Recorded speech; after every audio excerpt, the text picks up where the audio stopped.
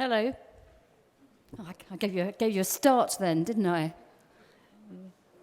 It's going to have a Saturday afternoon nap. No, welcome everyone to this part of the Yoko Ono Meltdown Festival. This is Activism Weekend, and this is the first time in the 20-year history of the festival that discussions and debate has been included. And I've been given a few notes about the festival in general to share with you. The first is to remind you that there are talks happening all weekend, all over the space, all over the South Bank, and as well as the core shows that are in your schedule. You all have a daily schedule. There are installations around the site, including, I am told, I haven't seen any of these yet myself, but telephone piece. I don't know, has anyone seen the telephone piece? Someone's nodding, someone's shaking their... Is it good? Oh, Yoko calls... Oh, I see. It's like the bat phone. It's like instead of calling Batman, you get to call Yoko. Oh no, well there you go. You can go and look at the telephone piece. There are wish trees. I am told there are banners on both the Festival Hall and the Queen Elizabeth Hall. There are sound installations across the site, including, get this, including in the loos at the Royal Festival Hall. Yeah. So if you find yourself caught short, it's the Festival Hall loos that you want to go and experience this weekend. And a very special addition is Gustav Metzger's Crawl in the Sunley Pavilion. And of course, there's the musical programme as well that has been put together by Yoko and the South Bank Centre Meltdown team. We're going to be positive about this word meltdown. It's not people kind of collapsing everywhere, you understand. It's a positive thing. So welcome to all of you to this discussion about art and activism. My name's Shami Chakrabarti, and I'm the Director of Liberty, the National Council for Civil Liberties, not the Smart Piccadilly department store. And we're very dangerous people at Liberty because in these difficult times where it's not always popular, we try and campaign to protect people's rights and freedoms. And I found that in recent years, the cultural spaces and the artistic people are real friends and allies in this project. Sometimes I think people could be more motivated and stimulated by art and writing and culture to change the world for better than by all the legislation and political rhetoric in the world, which is why I'm delighted that we're having this discussion today. You may disagree. You may think that it's really inappropriate to politicize art and it should be pure and separated from the world. But we're going to hear what you think in just a bit and have a discussion. But first, let me introduce our very, very eminent artistic panelists. Firstly, on my left, this is all geographical and not sort of political, you understand, but to my left we have Jenny Sealey, who's the director of the Graeae Theatre, and she was, of course, you'll remember, the co-director of that wonderful Paralympic opening ceremony at the Paralympics last summer. And then to my right, we have Heather Ackroyd, who you'll know is one half of the artistic partnership Ackroyd and Harvey. And then to her right, we have Bob and Roberta Smith, who you'll know is very much associated with political messages in his art.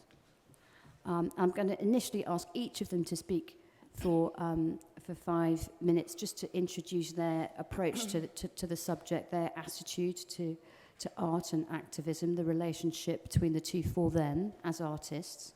But before I do, does anybody need signing in the audience? Because Jenny has someone signing for her, but does anybody need someone to sign in the other direction, if you see what I mean? Just raise your hand if you do. No. Okay. Well, in that case, I will begin with the wonderful Jenny Sealey. Jenny, what's your attitude to art and activism? Good thing, bad thing? Can you hear me? Yeah. Good. I think, well, certainly from my perspective, being the artist director of Graeae, it is political. It really, really is. It has to be. It is very weird being, I really don't like this microphone, but anyway, it's very weird being the director of a company that was absolutely truly founded on discrimination and prejudice. And it was set up 31 years ago by a disabled man called Nabil. And when he came out of college, wanted to be an actor, the mainstream world was vilified that someone in a wheelchair with brittle bones and looked like him wanted to be on a stage. No, thank you. So there's immediate discrimination, censorship, and just dismissing. So in that situation, what do? Of course, you set up your own company. So Graeae was absolutely born out of the whole agit-prop movement. Years and years later, when I was an actor with the company, when I started, I was very green in and around disability. I only knew deaf. That was my world. I didn't know everything else. But we took a show out to what was then institutions, and that's where I was really green. I had no awareness that so many disabled people were just bunged in these huge institutions. There was nothing in and around independent living. So through our play, which was about women, it was about sexuality, and the board of Graeae back then said, oh, we were a little bit worried about taking a play about lesbianism and, exploration of sexuality into institutions because, our sort of people don't have sex. I thought, what the fuck? Can I swear? Sorry. But it's yes, you can swear. You can swear. So it's a cultural space. You see, it's a safe space to swear. I got really, really involved in the whole campaign to set up London Disability Arts Forum. The whole campaign for independence for living. It was an extraordinary time with people like Baroness Jane Campbell. They were there at the helm, fighting and fighting. And finally, we got the Disability Discrimination Act, and all those main activists were just absolute fucks. They were like, ugh. So they just went and just had a very, very well-deserved rest, but personal onto us, I think, as artists, to carry on the canon of political statements, which is what Graeae is about. It's spelled Graeae. It's a bagger. For a disability arts company, most people can't say it, but it's based on the Greek myth of the three Graeae sisters who had an eye and a tooth, and they shared it between them. And then Perseus took the eye and the tooth because he wanted to know how to kill the Medusa. So they told him, thinking he would give it back. They didn't. He didn't, rather. He flung it. And the story says the three sisters were left screaming and defenceless. Graeae is not screaming. We're screamingly angry. We are not defenceless. But what we do is we share what we have rather than what we haven't got. So I work with the most glorious, glorious people. And I'm ashamed of the mainstream world that they do not see the potential and the visceral actors. They're good actors. So I get really, really upset, it's not even the right word. Graeae won the Theatre Management Association Award for Diversity. We're in this great big, inaccessible room. Posh food and posh frocks and high shoes, all that stuff. I couldn't find the stairs, so obviously there wasn't going to be any other disabled person there.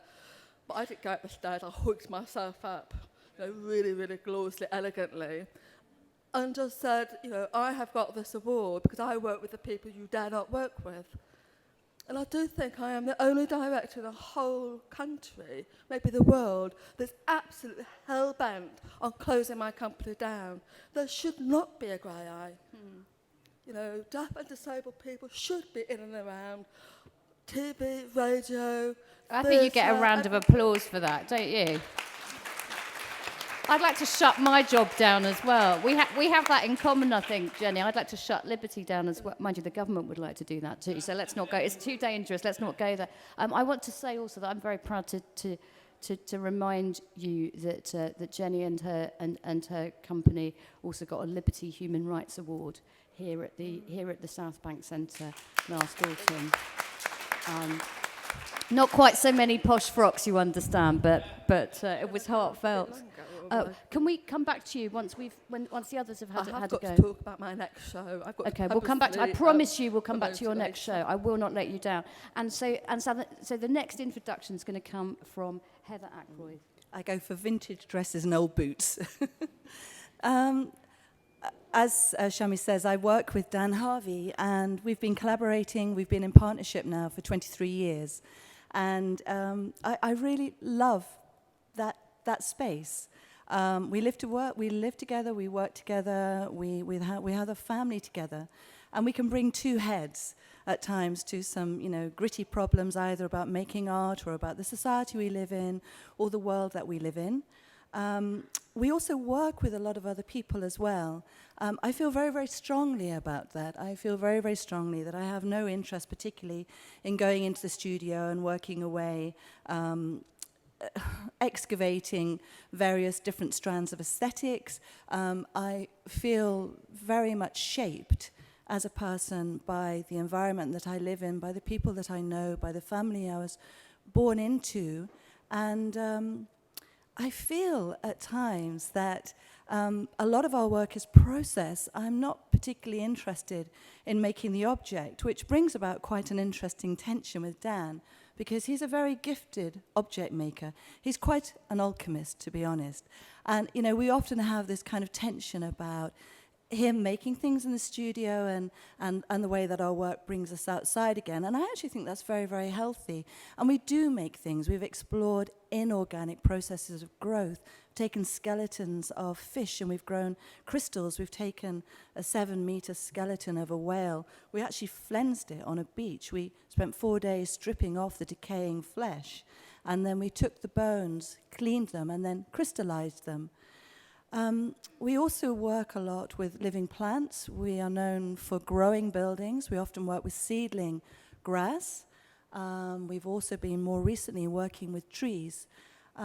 Seedling grass is interesting because in a way, it just works on so many levels, grassroots, how our civilization has really evolved with the plains and the prairies. And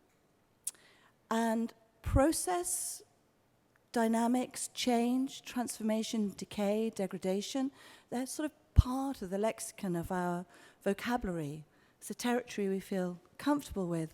And once you activate growth, then to some extent you are embracing some form of change and some form of decay or degradation. But it's complex. It's very, very complex. And I think we live in such extraordinary times now. I mean, since Dan and I were born, we're both 1959, the population of the world has doubled. I mean, that's just sort of mind-boggling. Sort of week by week, month by month, year by year, we seem to be breaking new thresholds. 2008, more people live in the urban space than live in the rural space. So to some extent, I do feel that we have our materials. They are our hazel rods. They are our way of, we don't plant on the ground. We're planting buildings in the city, planting trees in the city. We're juxtaposing what's perceived as being natural organic elements against these urban landscapes that increasingly encroaching across our city. Our cities are encroaching across our land, across our ecosystems across the land. And we're looking at that tension, and we to some extent, I embrace the thorniness of it. I embrace the complexity of it. I sometimes feel like I should have been an investigative journalist, but I'm not very good at holding facts that well. But, I just sort of think we live in extraordinary times, and I think as an artist, I like the idea of rising to that challenge. Thank you very much.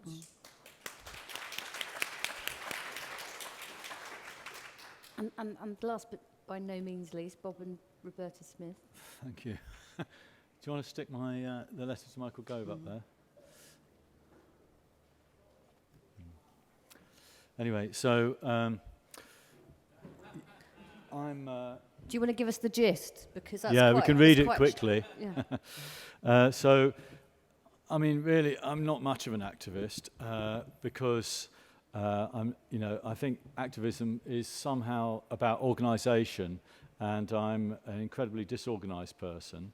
And I also think, on some level, about activism, slightly wary about it, because I'm aware that the world is dominated by middle-aged men telling young men and older men to kill each other, and saying that you're not radical enough, you should be on my side.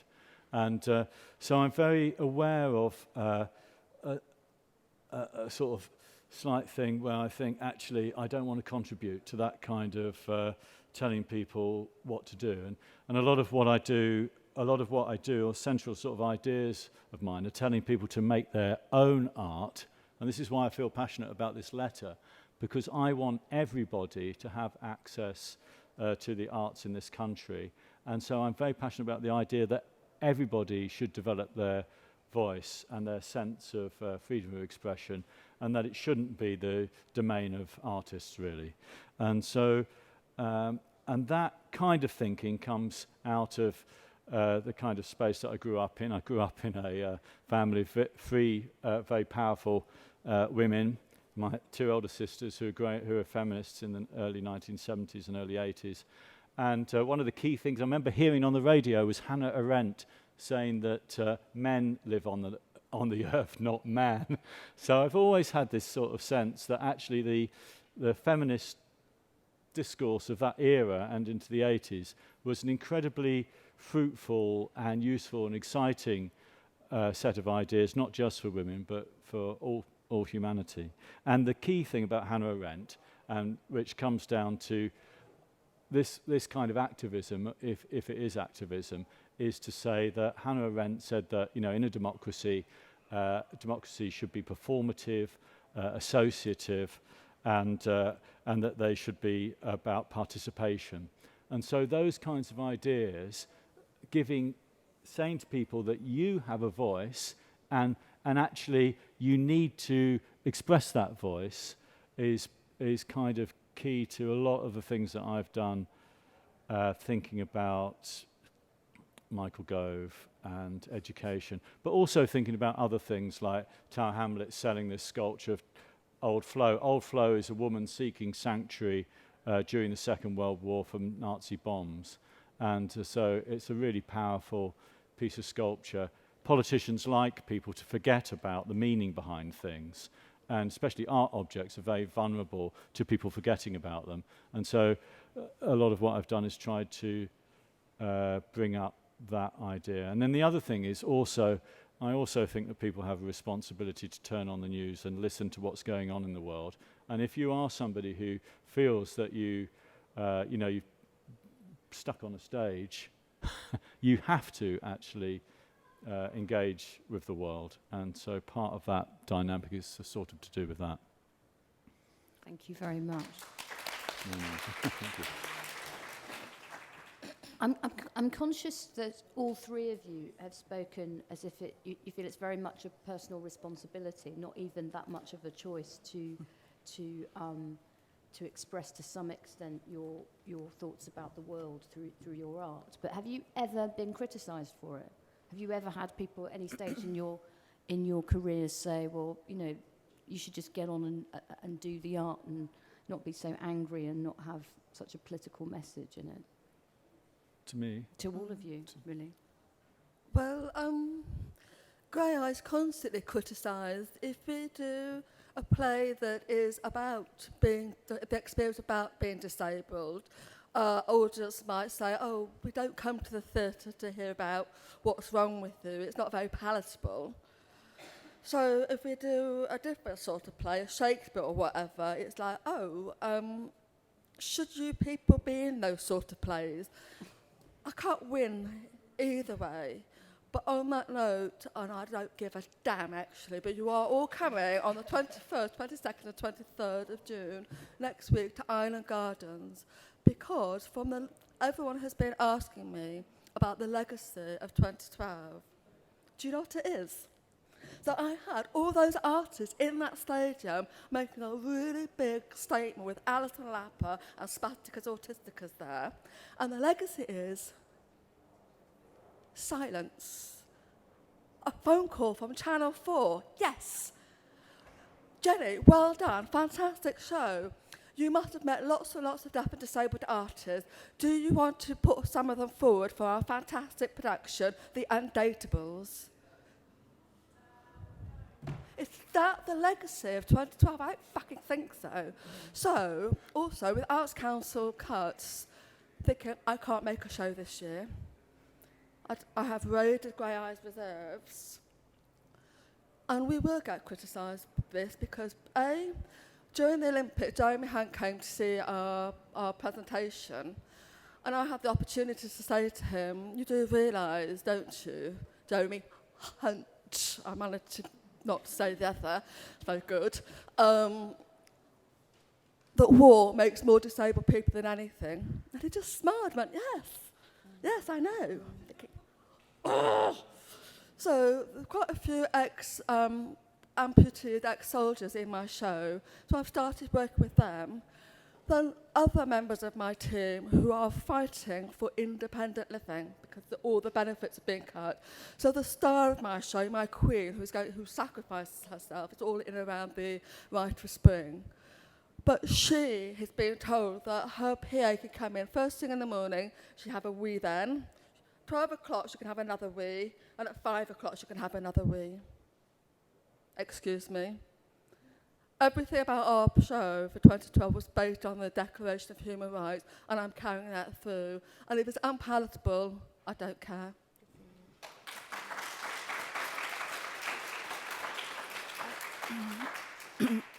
I think a few years ago, I mean, of course, I forgot to say we live in extraordinary times. We now have 400 parts per million of carbon dioxide molecules in our joint shared atmosphere, which again is another huge benchmark that has extraordinary repercussions.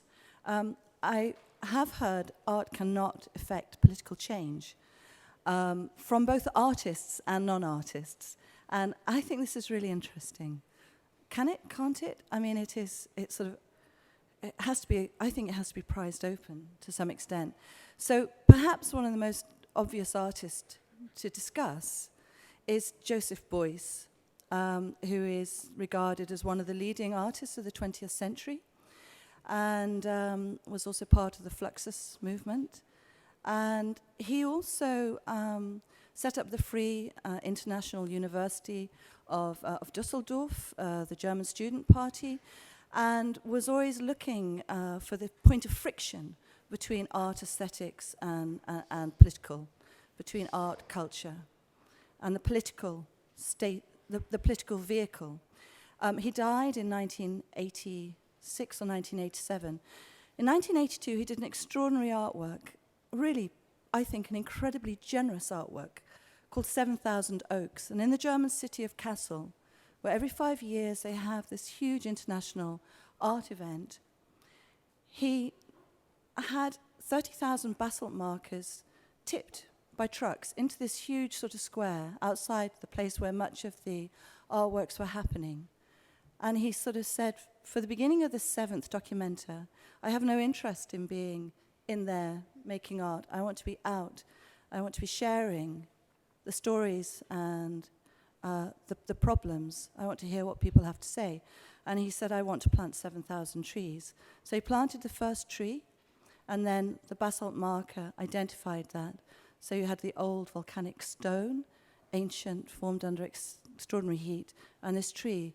Now his trees are probably about 40 years old now. He died before the project was completed. His son planted the last tree. He was also one of the founding members of the German Green Party. And actually the feminist movement in Germany has to be acknowledged as a very, very strong force for that as well. Now in 2000, the German Green Party held power with the Social Democratic Party in Germany, and they passed the Nuclear Exit Act. They said by 2020, we will cease using nuclear power for our civilian needs. Now, this is big, big stuff. And that, to me, to Dan and I, when we discussed it, showed that art is having an influence. It is having an effect on the political landscape. So we're now doing a piece of work. Dan and I have a piece of work called Boyce's Acorns. We collected hundreds of acorns from his trees. We now have about 250 surviving trees. We love our runts. We love all of our trees. We protect every tree that we have. And every time we show the trees in exhibition, we have a series of dialogues with people from the fields of art, literature, law, science, economics, saying, where are we? What is our place? If we take the tree as our one, where are we? How do we navigate ourselves through what we are, through our time now, and what we have to face? And how do we understand what's happened in the past? So can art affect the political situation? I like to think yes. Bob, have you got some? Well, there you go. Someone agrees with you. Someone agrees with you. It is okay to. It is okay to kind of express yourselves in these ways. It's nice for people as well to feel a bit of solidarity in the. There's an old-fashioned word for you. I'm showing my middle years now. Solidarity. What do you want to add before we open up? Well, it's quite interesting. I mean, I think art. Art is. It's great to make art, which is quite. That's a very didactic thing. But it's also great to make all kinds of different kinds of art. And actually, we named our son Fergal. We named our son Fergal after Fergal Sharkey of the Undertones, because when I was growing up in the 1970s and 80s, when everyone thought about Northern Ireland, it was always about guns and bombs and the Troubles. And the great music of Fergal Sharkey and the Undertones comes out of Derry.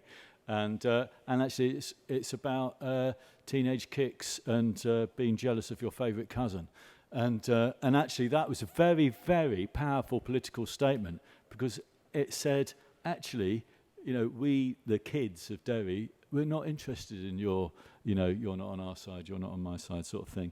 And their art showed that you can make art out of something very poetic and small. Actually, I sometimes feel, actually a big issue makes a great work of art. It doesn't always. It can make a banal piece of art, and actually a small issue can make an incredibly powerful and moving, transforming piece of work. And I'm also very conscious. The other day I did a talk about street art, and Yinka Shonabari was in the audience shouting at me, "You're speaking crap."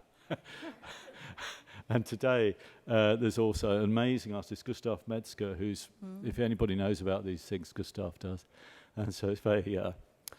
it's kind of strange to be up here talking about human rights and stuff with him in the audience. But all those things are quite powerful things to think about, that actually, Dadaism, that came out of the First World War. It wasn't necessarily to do with war.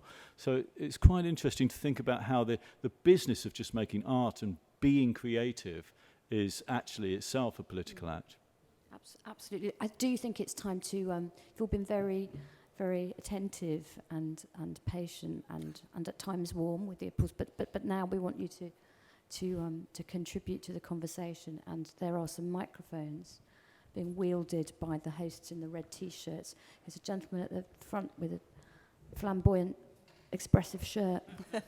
Hi, I love Bob's letter, but I would hope it serves as a plea as well that people would care about education a bit more than most. I'm a teacher, and education is in dire straits at the moment, and what these tourists, and especially Gove, is doing to education. Gove has never spent more than an afternoon in a school. He has no qualifications in the field, and I think it's really important, like the protests of the NHS, I really plead that people see what is going on in education in schools, because it's awful. So thank you for the letter. But also to Jenny, I think her work is incredible, and she's an inspiration.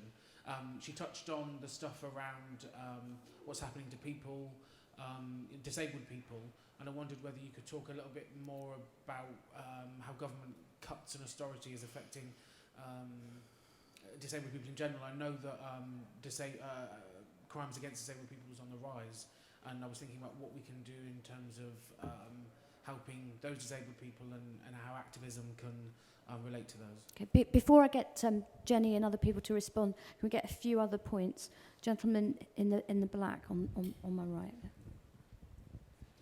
Hi there. I'm taking a lead from the reference to Boyce. We haven't spoke about the art world itself and activism towards it. And I know Bob and Roberta Smith, you've been vocal, for example, around as a Tate trustee about BP itself as a company. And Shami, you're on the Tate Members Council, and BP sponsorship of Tate has been raised by thousands and thousands of Tate members. So I wondered what you personally were doing to help amplify the voice of Tate members that just don't want BP polluting a public arts institution. And I'm sorry, Bob and Roberta Smith, you're ending your term as Tate trustee. I think it's a little bit unfair that an artist can have a shorter term than, for example, if you're a BP CEO, you can have a longer term on the board than an artist, which is a bit of a smaller injustice. But I'd be very interested what the panel think about the movement to get rid of the oil companies from our art institutions. Thank you. Another couple of points before we go back to the panel. Woman at the front. Just quickly, it's to Jenny again, just her thoughts on Atos's involvement as well with the Olympics, I think. Okay, so we've got a shopping list of grievances about, which is fair enough, it's activism, right? Any other scandals anyone would like to uncover? Come on, we can... Get the knuckles there must be some more. Okay, so does anybody want to respond? I personally think this is the thing about funding is really, really difficult. Not just with the arts, but with education as well. And if you if you want to sort of look at alleged skeletons in my cupboard, I was on the board of the LSE and didn't realise that there was this whole thing going on with the Gaddafis. And I tell you, when you go on the board of your old college, to which you think you owe your whole career and your life chances, you don't expect to end up in that kind of hot water. And what was really shocking, I personally at the time felt, take one for the team, Shami, because people were doing their best, they thought, to engage with Gaddafi's son, who they, perhaps foolishly, thought was going to be different, okay? And they said, we're educationalists, we're a great international university, we have to believe in freedom and engagement, and this is how we change the world as teachers and academics and so on. But the really shocking thing that I found out after all of that, after the big hoo-ha and the scandal, if you like, was the money wasn't even coming from the Gaddafis, it was coming from Western companies that were trying to get contracts in Libya. So I think my real answer is transparency. There'll never be I don't think there'll ever be a magic answer to whether to take money from this person or that person, and to what extent money is tainted at what part of a chain. It'll be different. There'll be different answers for different people and different institutions. But I think the really bad thing is when there isn't the kind of transparency that allows that debate to happen. Because I personally don't think there's a bright line rule, particularly when you've got this terrible dilemma of both universities and the arts being cut in a time of austerity. These dilemmas about taking sponsorship and taking funding are going to get more numerous and harder, it would seem to me. But do either of you want to say anything? Transparency is a very interesting one, because there have been numerous requests to Tate under the Freedom of Information rights to disclose how much money BP are actually putting in. And because BP are bound by what they say is commercial confidentiality, they can't say. So you're not having transparency because of commercial confidentiality, and that's sitting right in the heart now of the Tate. And I think it is exceptionally thorny. I should also mention that a lot of those requests were coming from Platform, who are an absolutely brilliant arts and activist and education and research group, who have also done a wonderfully researched paper called Take the Money and Run, because there's also been talk from some very, very strong cultural leaders saying all money is dirty. Oh, well, actually, I think somebody from the States said, well, apart from BP money, you should just take the money. Doesn't matter if it comes from the devil. And I think this really needs to be explored further, because I probably would, and we are between a rock and a melting place at the moment. We really, really are. But I think we have to navigate. We have to open up the discourse. We have to open up the debate. And we shouldn't just take lazy intellectualism of all money is dirty. Sorry, I don't agree. No, I agree with you. Bob. I mean, I thought a lot about it, and I'm not a huge fan of BP. But I also understand that the art world itself is not a clean place. You know, you go to Frieze, and you'll see that most of the people who buy art at the big scale of things are not people necessarily you'd want to sit down and have dinner with. So it's quite true also to think that, you know, if Michelangelo had said to the Pope, you know, what you're doing in southern Italy or something, or France, is not great, and I don't agree with the Inquisition, you wouldn't have the Sistine Chapel ceiling. Marx said that Marx's view of art was that it was the expression of extreme wealth. And I think whether you sit on the board of the Tate or whether you're sitting over there, you have to negotiate that position, and you have to think about it. And there actually are no simple solutions to it, although there are positions which each one of you hold, which are important to think about and to mull over and to get right. And but my position is nuanced about it. It's openly hypocritical. I don't like BP. I think Obama was absolutely did the right thing when he stopped deep sea drilling immediately after the Gulf disaster. That should have continued. And but I also love the Tate Gallery. And I designed one of the posters for the Paralympics. At the beginning of the outset of the Olympics, I was absolutely dead set against it. And I went down to the allotments and took photographs of them, and then they cleared all those allotments off. And then I was invited to make this poster for the Paralympics. And my God, that event, I mean, it wasn't that it, you know, legitimized the clearing of the allotments or anything, but my God, that event was such a powerful thing to be involved in on any level. And I went down to the Olympic site and got all the Paralympians to sign one of the posters. And I can if we get some sort of event together, I can give it to Jenny to raise money for her theatre group if she wants. But sometimes, you know, the power of what these institutions represent in the public realm and in the Arendtian view of the public space, it is that coming together. You know, it was only Margaret Thatcher in the 1980s who divided what was civic into private enterprise, which was good, and public, which was like a big leech on all of our taxes. And actually, I don't believe that. I think the civics public space is a coming together of things, and sometimes those things that come together you might not be in love with, but the greater, you know, good of something like the Paralympics or the. I mean, I absolutely love the Tate. I don't love the Tate because I love Tate and its relationship with slavery. I love the Tate because art. It's full of fantastic art. And that's the voices of lots of, you know, human beings. That's why I love the Tate. Have we got some more points? I think you've had. Can I just see if anybody else has got something to say? Just because we've only got 20 minutes left, and I want to just have some other voices if there are any who haven't been heard yet. Does anybody want to say anything? Ask Hello. anything? Where are you? Hi. Where are you? Where are you? Where's the voice coming from? Oh, hello. Hi. Hello. Sorry to bother you.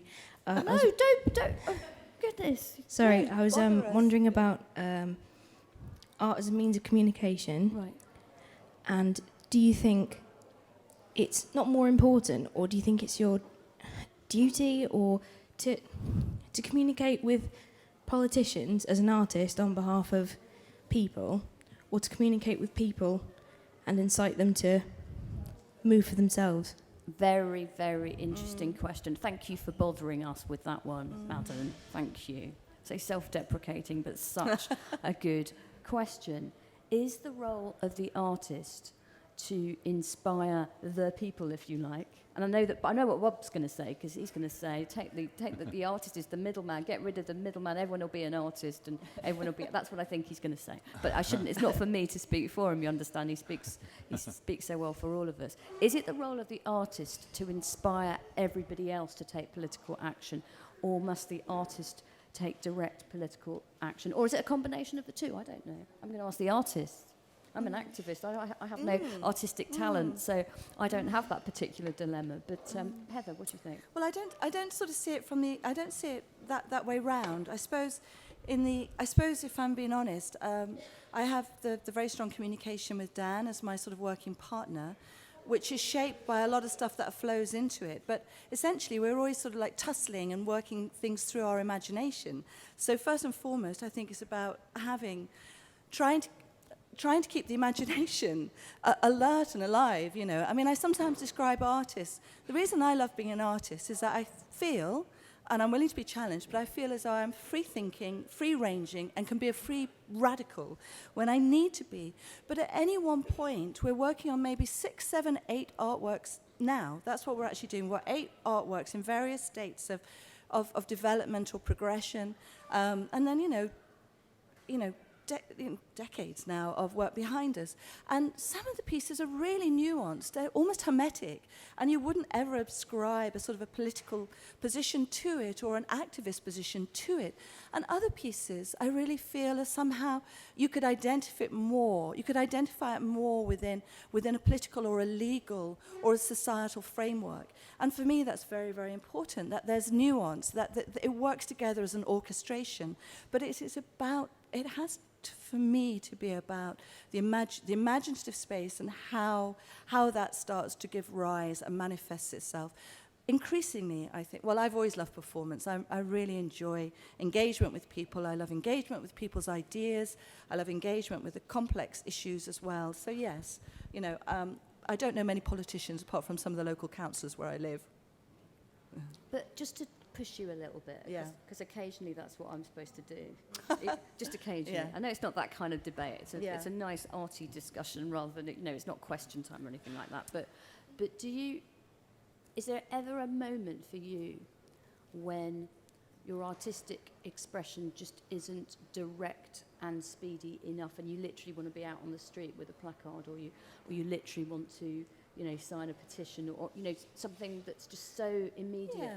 Well, you know, we do. I mean, I'm signing e-petitions. I was writing, working with other people as well about trying to really stop Gove, trying to stop education up until the age of 14 He's a popular about climate guy, isn't change. he, old Michael Gove? You know, and art about climate change. I mean, he basically said, well, if you take a geography ironic. GCSE, then you can get to study climate change and the human impacts.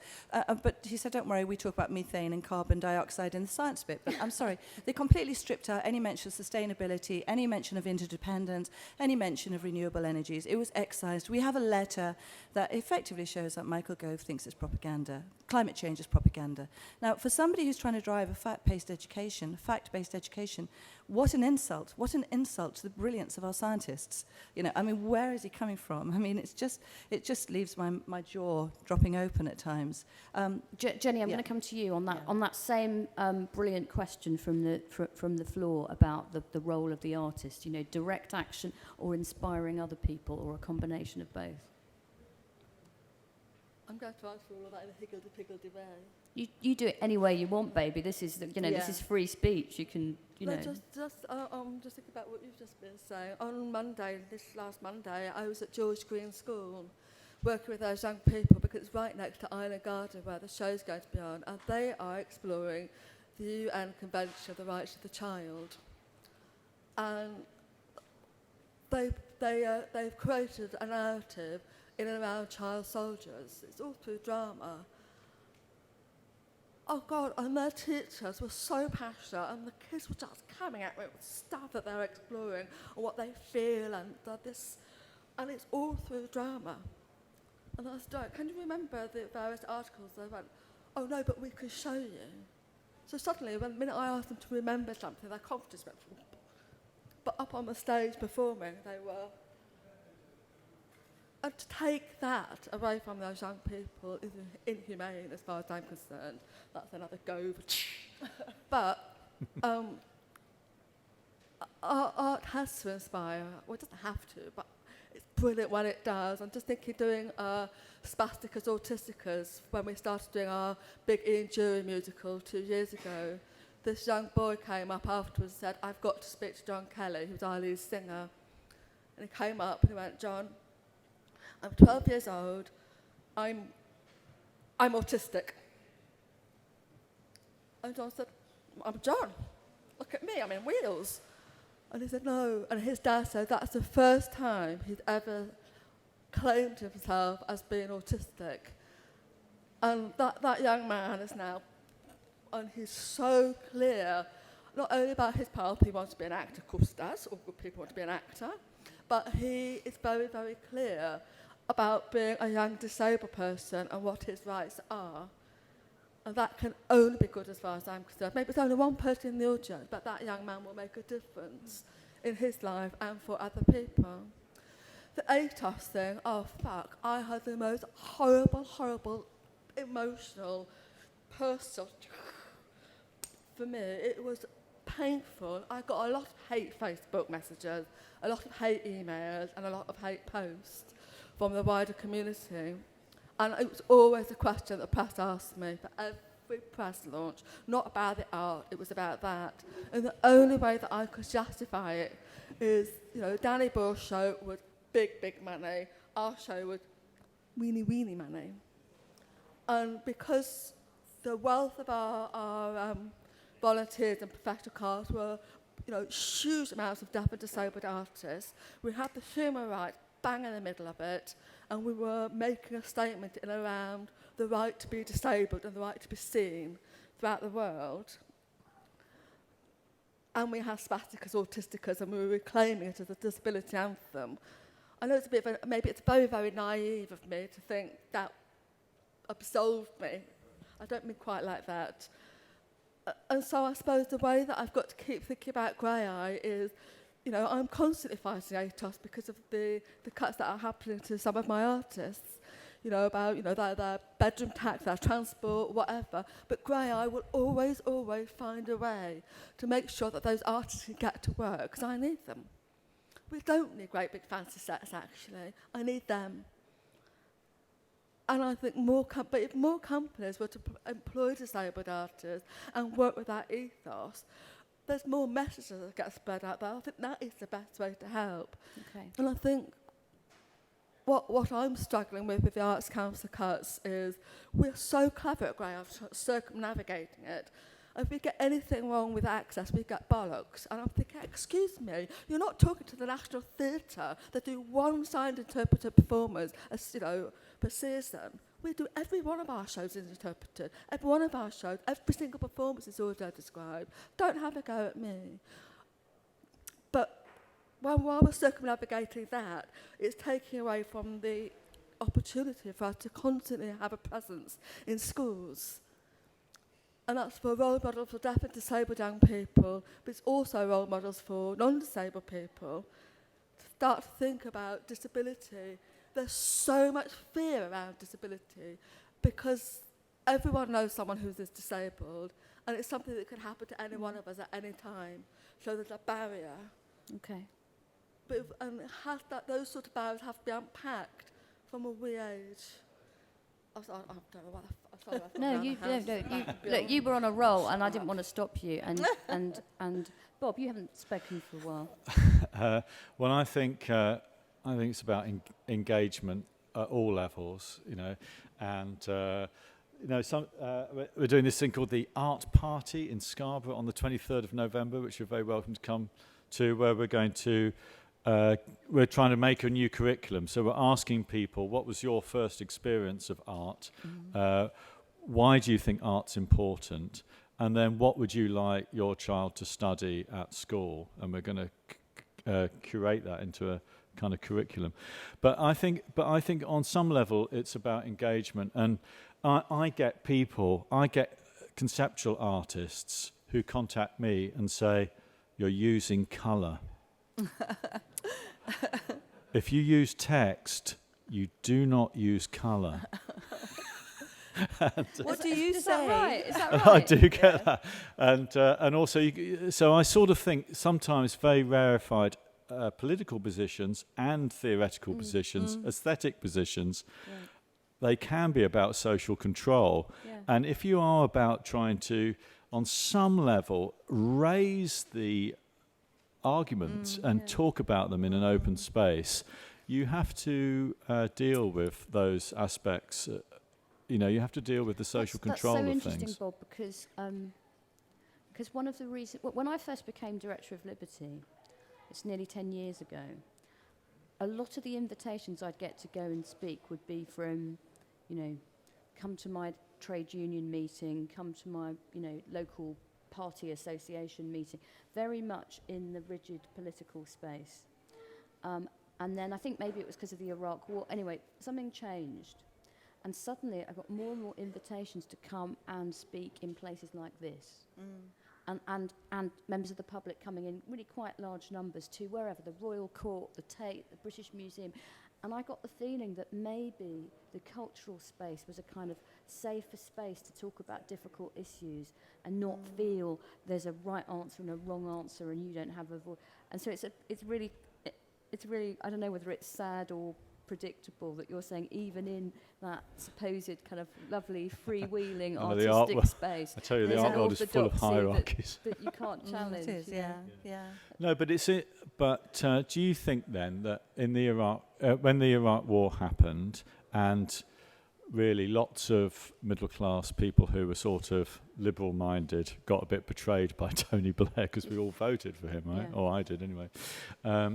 Do you think then that created a sort of a space of realism within people in terms of how people thought about politics and aesthetics and what it all meant? Whereas before then, I know it was all very much about, certainly in the anti-apartheid movement or something, it was all about very specific kind of political goals. Well, but then after that, it changed. Some people would say that when people come together.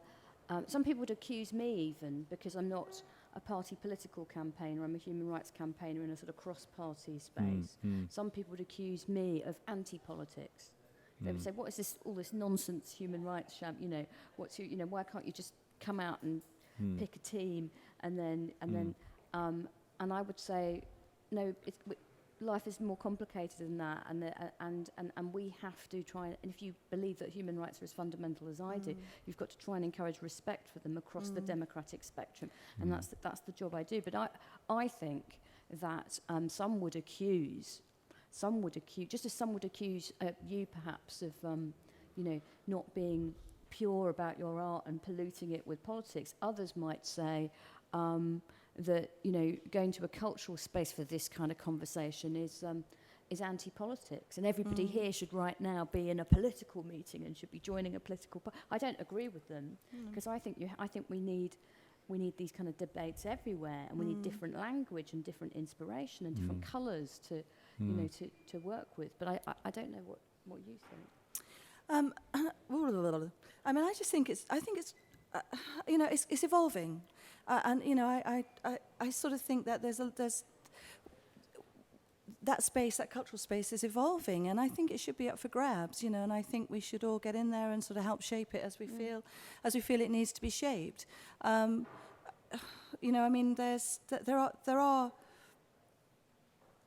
are big questions.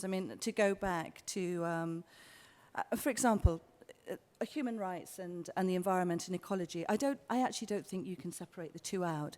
We had a day of talks last week to do with our Boyce's acorns, and this wonderful anthropologist called Aristoteles Neto was speaking about the bioethanol as being the green fuel, and a lot of people were promoting this sort of 10 years ago, and actually he's showing how that's playing out on the ground in Brazil with indigenous native people who are actually being thrown off their land, being told they can go to the courts to fight for it, and then at the same time they're then enslaved, and they're working for an absolute pittance in terrible conditions to produce this bioethanol, which is a huge part now of Brazil's GDP, and it has huge impact. It has a huge use as well up in America. So these things need to be confronted, and that was brought up in a cultural space, and I wasn't aware of it, and it kind of came in like a dart, and it did, and it kind of went in, and it kind of and it pricked me, And I thought, whoa, okay, this is something I really need to start to look into more, open up the dialogue, open up the conversation about. We also had a wonderful discussion with a Suffolk agroforester who's in his 80s, was coming out with the most brilliant stuff about organic farming through agroforestry, which was a wonderful antidote. But at the same time, the cultural space, I think, really is open to interpretation, and I like that. Yeah. So have we got some quick final thoughts before we close in 5 minutes? Yes, madam, right at the front. Thank you. Yeah, I think there's something in this, about the political parties and the trade unions no longer being the places where you talk about politics. I remember very strongly feeling out of place in trade union meetings in the 70s and 80s.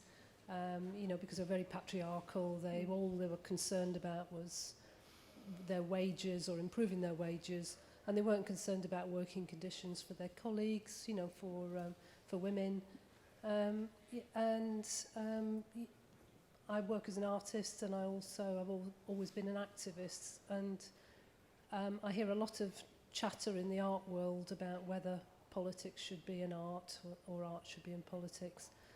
And I've tried to shut my ears to it now because I get fed up with that. I think, well, politics is about who you are, what you believe, and you should take part in whatever it is you believe in. Follow your interests and try and make a difference about something that you feel is important. And you have to find your own way in doing that. So thank you. That's what I think. Thank you for that. Any other final thoughts from the... Yes. I'm making you run around the room, aren't I? There's another one. Okay. Thanks. Hello.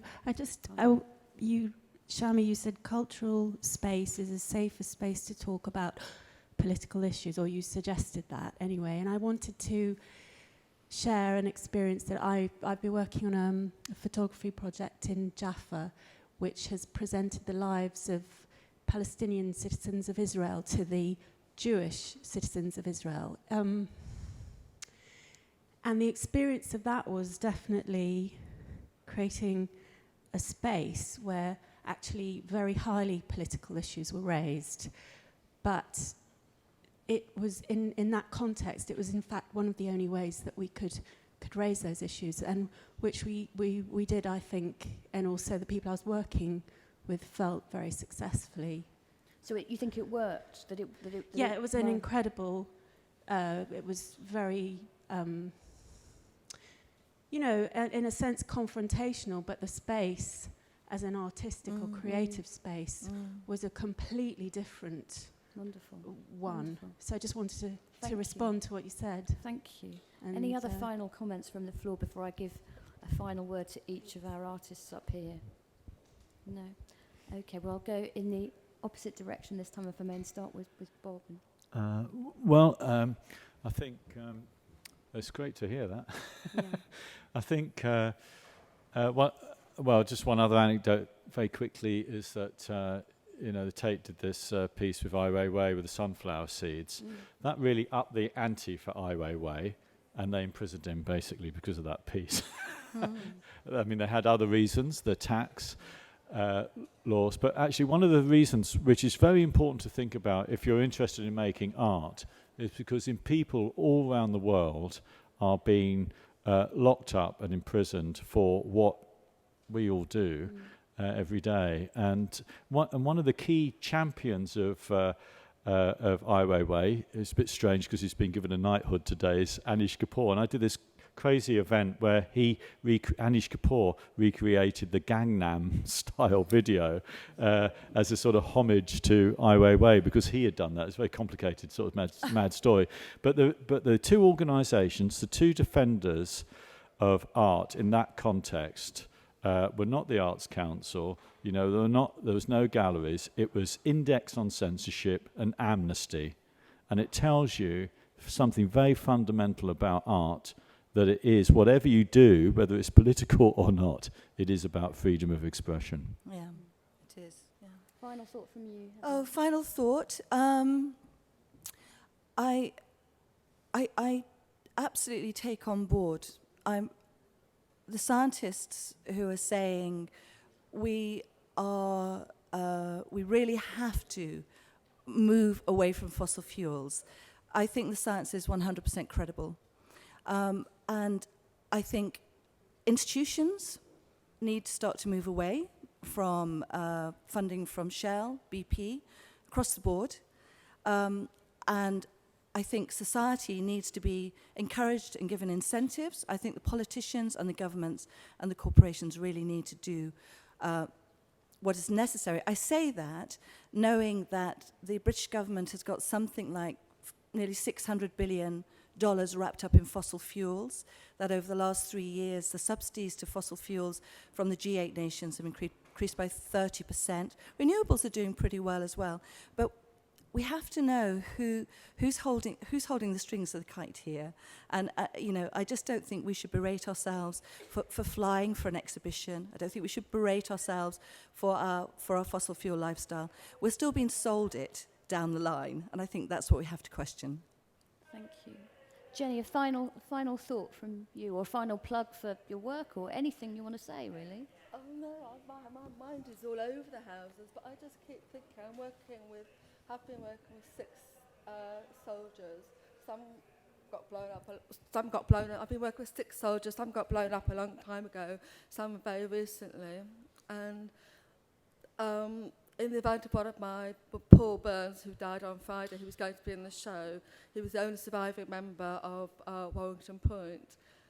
And through working with Graeae and on the Paralympics and through the research and development, it just went, I'm an artist, and it's the most extraordinary thing.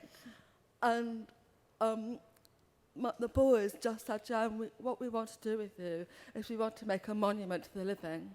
And then he goes and dies, for God's sake. So our plays are very much in memory of him, and his title, The Limitless Night, it's a fairy story. They all had to write fairy stories as if they were telling what happened to them to a very small child. And the poetry that came out of these boys was just extraordinary. It's all in the show. But Matty, who's just back from Afghanistan, is not in a good shape, had one leg blown up, came to rehearsals. I said, Jenny, I'm not an actor. And I said, no, I just need you to do your story. He said, I'm not an actor, but guess what? And he showed me his an art book, because through the R&D we did quite a lot of artwork. He said, I've bought an art book and I've started drawing, and I want to become a theatre designer. Wonderful. Yes! Wonderful. Oh my God! Jenny, you're going to take Heaven over the on world, earth. I can tell. You're inspiring so many people. I must stop you, but with a very heavy heart.